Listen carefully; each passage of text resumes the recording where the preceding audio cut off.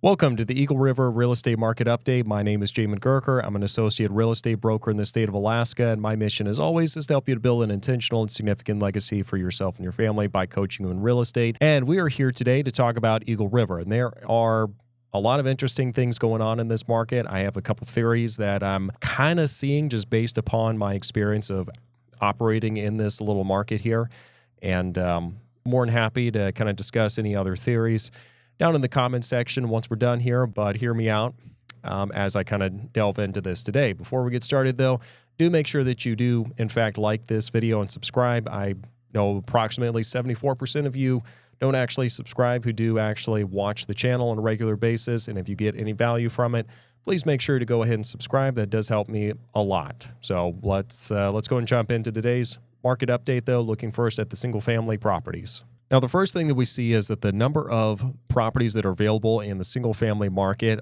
went from 28 this time last year to 38 this year. So a slight increase.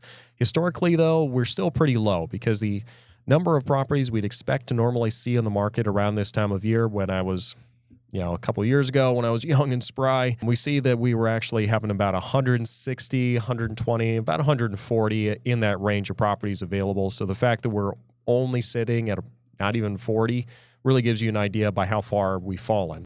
Next, what we see is that the number of single-family properties that have actually sold went from 27 this time last year to 27 this year. So not a whole lot of movement there either way. Now, looking at the average sold price for single-family properties here in Eagle River, what we see is that this time last year, the average sold price went from about $521,000 to about $535,000 for this year. So it's gone up slightly compared to what we've seen for the year before. Up to this point of this year, though, we've actually seen a bit of a decrease for the average sold price for single-family properties, and this can be due to a number of variables, which one of my biggest theories right now is just the higher price point properties are just not coming onto the market.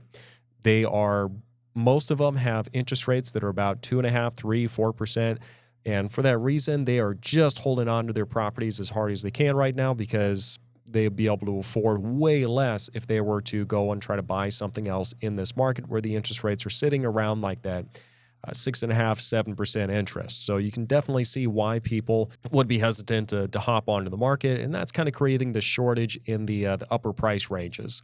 Anecdotally, I can say that if you're looking at properties that are in Eagle River, usually you're going to have to stick around the mid to maybe a little on the upper edge, but for the most part, there's not going to be a whole lot available in the upper ends these days. So that's one of the big reasons that I'm seeing, yes, you might look on paper year to date that we're actually seeing a decrease, but that's probably just because the big houses are not even showing up to the game. So that's kind of my theory right now.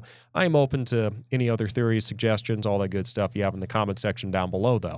Let's go and switch gears real quick and take a look at what's going on in the condo market. So in the condo market, we see that this time last year, there were 2 condos available, and this year there are 4 condos available. So not a whole lot of movement one way or the other. Usually around this time of year, we'd expect to see somewhere closer to about mid-20s, low 30s, something like that. So the fact that we're still 4 gives you an idea for just how few people want to actually part with their condos in Eagle River because it's a good location, and it's a condo. You're not going to be paying a whole lot for the monthly mortgage and all that. So you can definitely see the appeal of condos in Eagle River. Now, looking at the number of condos that have actually sold, it is actually the exact same story. This time last year, there were 2 condos that sold in the month of April. In this month, this year, for the past month of April, it is 4. So exact same story as far as the active inventory goes. Now, the average sold price for condos has gone from about $242,000 for the month of April this time last year to about $355,000 for the month of April this year. So you are seeing a pretty sizable spike there.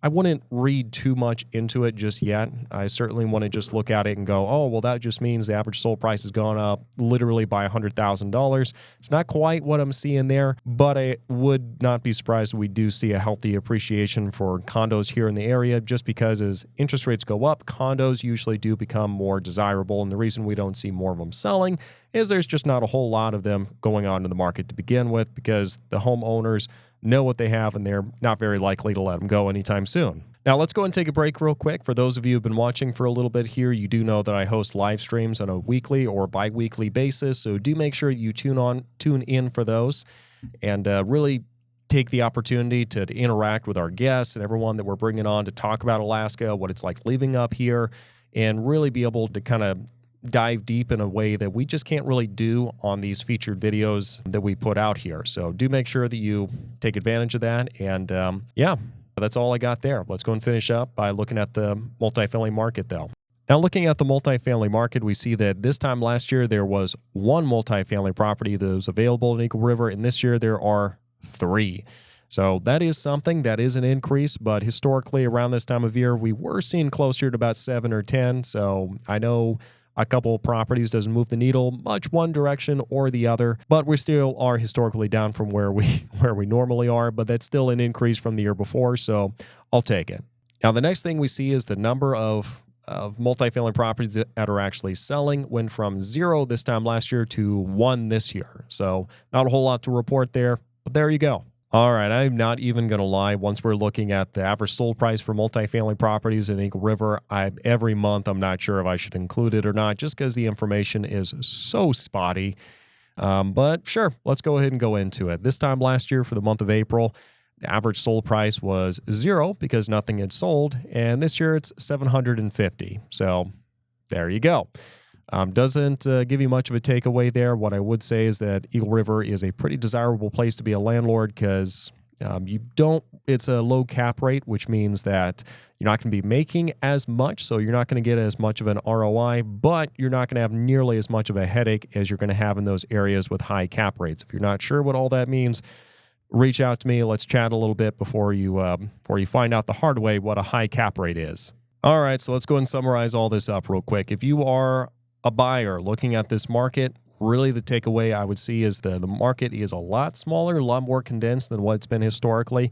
It is not impossible to get in right now, and the fact the interest rates are what some people perceive as being higher than normal, then this is going to be a good time to hop in, as crazy as that sounds, because you're not going to have the competition that you normally would have. Now, the inventory is probably not going to go up anytime soon. If interest rates did suddenly go down drastically, that would be an absolute bloodbath. And when that happens, you want to be sitting inside of the property that you've already purchased and be in a position where you can just refinance, get the lower interest rate, and then, off you go. That's really what you would want to see there. I don't want you to be in a position where you think you're going to wait for the interest rates to suddenly come down, because they're not likely to come down what they were back in 2020 and 2021. But even if they did, it would be an absolute bloodbath because you'd have everybody fighting for an even smaller piece of pie than what we had back then. So it'd be an absolute bloodbath. And yeah, it'd be absolute crazy. So try to avoid that if you possibly can, is what I'm trying to say. If you are a seller, the big takeaway that I see from this is that it's still predominantly a seller's market. And it's not nearly as much of a seller's market as what it was back in 2020 and 2021, where you could just throw anything onto the market and you'd usually get multiple offers. We're not in that market anymore. So you do have to make sure that your staging is on point and you're doing the marketing and doing the stuff you need to do in order to actually get the property sold.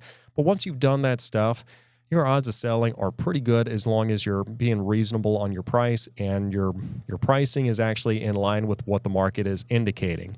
If you need help figuring out what that means for you, reach out to me. Let's talk and let's see how best we can help you.